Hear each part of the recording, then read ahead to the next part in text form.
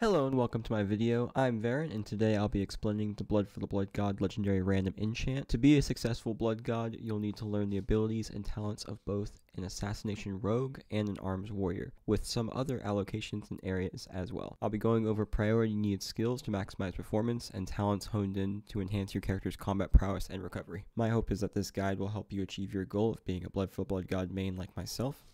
If you're curious how I found the Blood for the Blood God enchant, then check out my previous video pinned above. Now let's begin.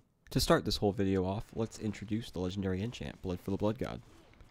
This enchant turns Mutilate into Razashi Talon. I've probably said that wrong. Please excuse that. Which still gains benefits from Mutilate's bonuses and does 5% more damage per active bleed on your target. This effect also gives you a new ability to track called Bathe in Blood. It stacks up to 30 times, gaining 2 stacks per bleed on Dispatch and 1 stack per bleed on Eviscerate, and increases your bleed effects by 9% per stack, totaling to 270% bleed damage.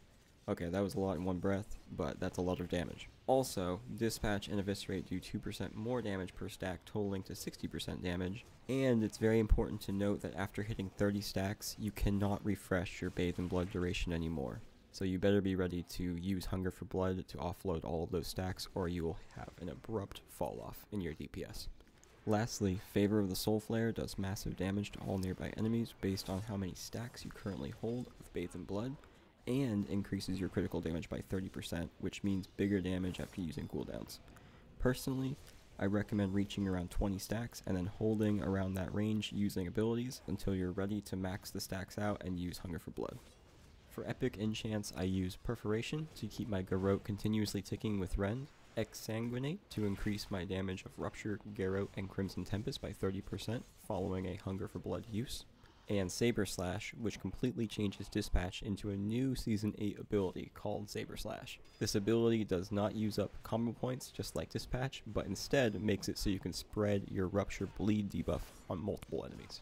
And for rare enchants, I recommend Vigor, Vitality times 3, Blood Spatter times 3, Dual Wield Specialization, and Find Weakness. I also recommend, if you need the hit rating and expertise, to pick up Precision and Weapon Expertise times 3. Alright, next we'll go over talents. I've broken down all the talents needed into 4 categories: damage, critical chance, energy regeneration, and then key talents. Talents in the damage category like Arm to the Teeth and Deadliness will increase flat and overall attack power stats, while Blood Frenzy, Blood Spatter, Opportunity, and Seal Fate all increase your damage with Rupture, Garrote, and Crimson Tempest. Next are talents that increase critical strike chance. Must-haves are Honor Among Thieves for increased combo point generation and 3% crit chance. Malice also gives another 5% crit, equaling 8%, plus Find Weakness, which gives rogue abilities another 6% crit, so that's 14% crit for all rogue abilities.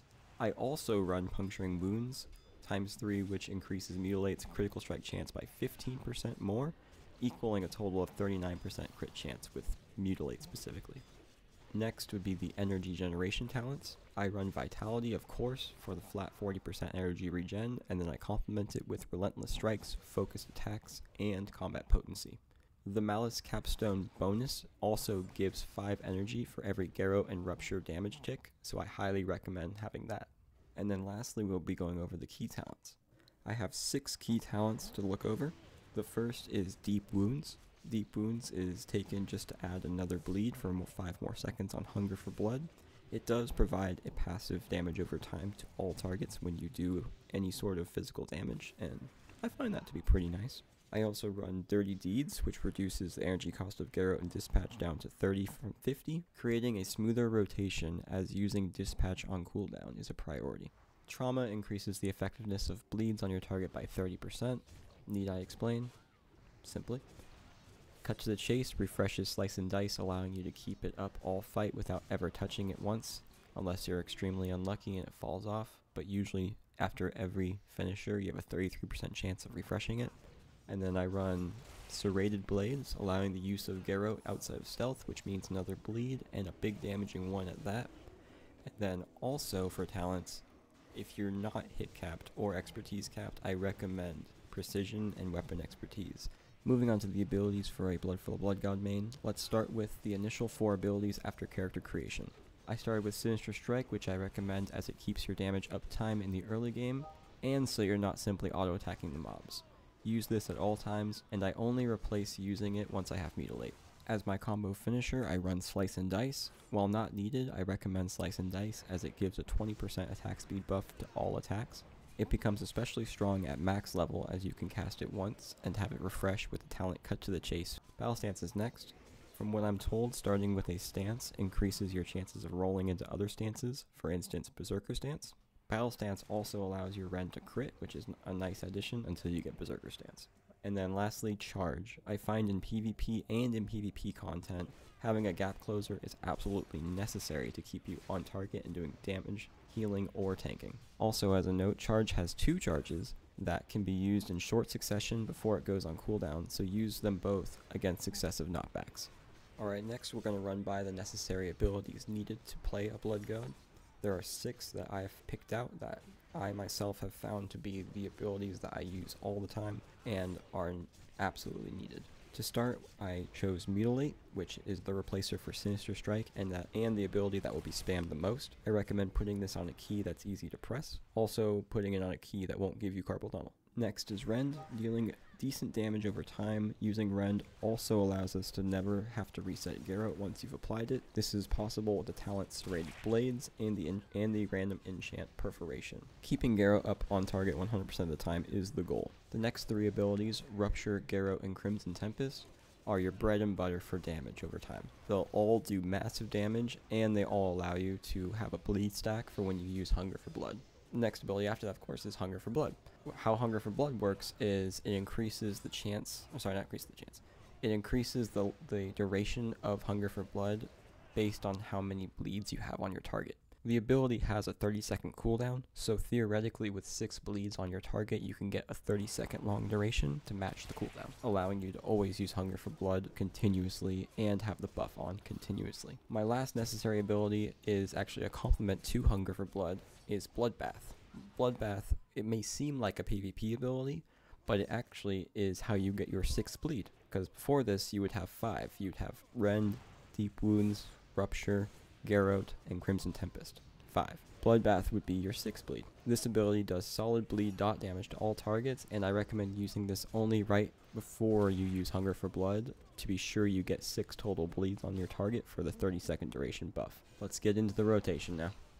I find the rotation for the Blood God to be a bit sporadic at times, though for the most part, this is how I begin my boss pulls. I would also like to say that I'm going to say Mutilate over Razashi Talons, since Mutilate's just easier to say. To start, I use 1 to 2 Mutilates to get 5 common points depending on my luck, then instantly into a Saber Slash for 2 to 3 stacks of Bathe in Blood. After that, I repeat 2 more Mutilates, I do another Saber Slash into another bleed like Rupture or Crimson Tempest. The priority to keep up is Garrote, Rupture, Rend, Crimson Tempest. Don't be afraid to throw up a low combo point finisher so you have 6 bleeds for Hunger for Blood. At 30 stacks, I use Bloodbath to have a 6 bleed on the boss, and then I get 5 combo points and a Saber Slash Eviscerate combo ready. At this moment, I use all my cooldowns like Blood Fury for Orcs for 242 attack power, and Avatar, and then use Hunger for Blood last to increase my overall stats by 25%. The Eviscerate, if this is done correctly, should possibly land for a big double-digit crit. And always following the use of Hunger for Blood, I refresh my bleeds on my target while still using Mutilate and Saber Slash on cooldown when I can. Some things to take note of when using this rotation. Rend has a longer global cooldown than all other abilities, so only use this when you're recovering energy if possible for maximum uptime. Crimson Tempest will deal massive damage due to Exsanguinate after a Hunger for Blood use, so consider using it over Eviscerate while the buff is up. And then I'm going to leave a special mention to one dagger in the game that actually completely changes the Blood God build. This dagger is called Fellstriker. Fellstriker gives a buff that allows all attacks to critically strike 3 seconds, which allows the use of Garrote snapshotting. Essentially meaning you can Garrote within the 3-second window and then every hit in that dot will crit. Now normally the dot would expire, but with Rend and Perforation you can indefinitely keep your Garrote critically ticking away till the boss dies. Adding on to this, after the use of Hunger for Blood, you gain 30% damage on your Garrote and 20% critical damage from Favor the Soul Flare.